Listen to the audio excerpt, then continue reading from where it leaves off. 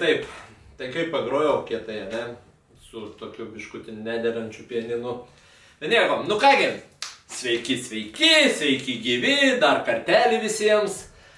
Prieš tai video rodžiau, kaip įsirengiau mikrofoniniai, čia už šitų durų. Va.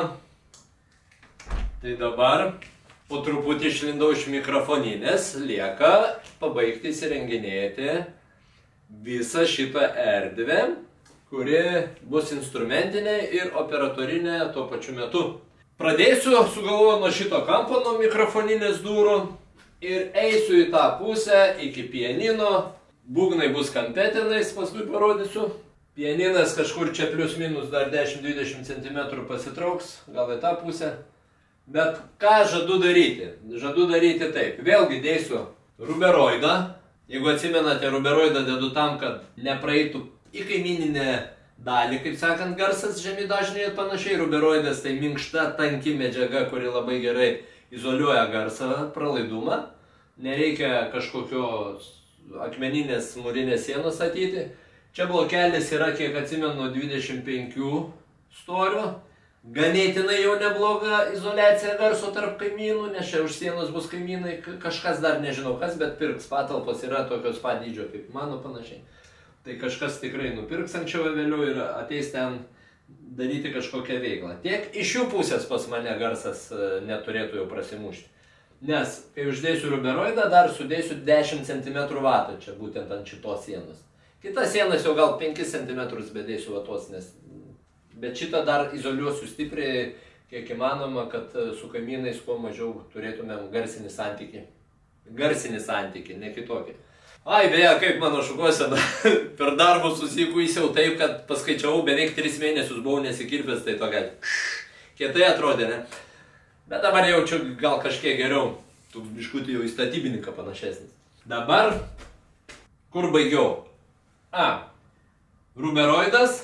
Vata 10 cm, ant vatos vėl kaip įprastai, kaip jau žinote, agroplėvelė ir šita puikiai ruda medžiagėlė, kuri nežinau kaip ją pavadinti, bet jinai labai gražiai atrodo ir labai gerai praleidžia garsą į vatą. Man nėra atspindžio nuo jos jokio, tai labai superinė medžiaga. Tai va. Paskui pianino dalį, štai šitą pianino dalį, žadu pamūryti mūrinę padaryti. Biškutį virš pianino gal karnizą tokį suformuosiu gražų.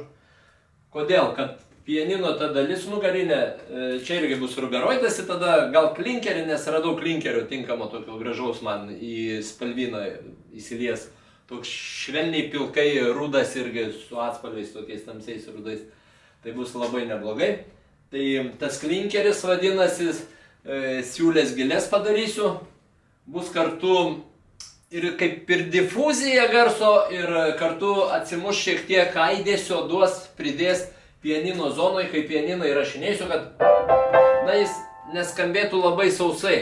Nes, labai sausai pianinas nebebus gražu, tada galima su MIDI klaviatūra groti, beveik tas pats bus. Bet kad tikro gyvo garso pianino tos vibracijos medžio, natūralios, kad išgirstumėm, kad gerai įsirašytų gražiai, kiek galima originaliau ir tikriau natūraliau, tai reikia pamūryti šiek tiek atspindį, kad duoti to garso. Visur bus paskui irgi vata, nugers, bastrapas čia viršui, lubos ir visa kita. Tai užtat, kai tik tais jau visur labai izoliuosis garsas ir aidesys nusims šitoj patalpoj, ta pianino zona bus tokia šiek tiek gyvesnė, natūralesnė. Tada eisiu vėl į kampą, pasuksiu to. Va, čia kol kas bardakėlis, kaip matote, čia bus mušamųjų kampas, bastrapas ir kampe irgi lygiai taip pat, va, matot, kaip čia dabar yra daug vatos, jau nebeaidi šita vieta. Irgi atmūrysiu tuo pačiu klinkeriu, ko gero, kad mušamieji nuaidėtų gyviau, kad būtų natūralesnis garsas, pavyzdžiui.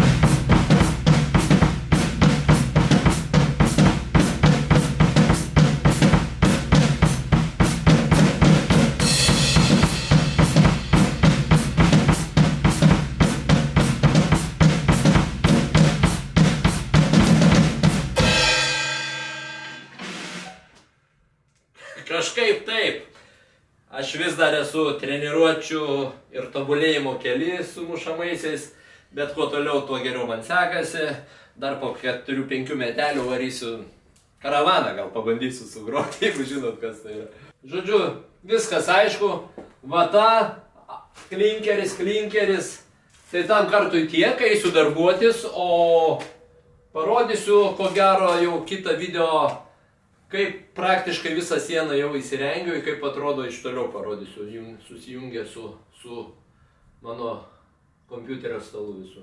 Iki greito! Jūs tuo metu spauskite like ant video, subscribikit kanalą, kitaip tariant, prenumeruokit, paspauskite varpelį juodą, kad būtų tamsus, tada gausite naujienas, kada aš įkeliu naują video, jeigu tik įdomu, kaip įsirenginėti studiją pigiom medžiagom savo rankom, daug neišleidžiant pinigų, kad nereikėtų 100 000 sukišti į studijos įrengimą, tai sekite mano darbus.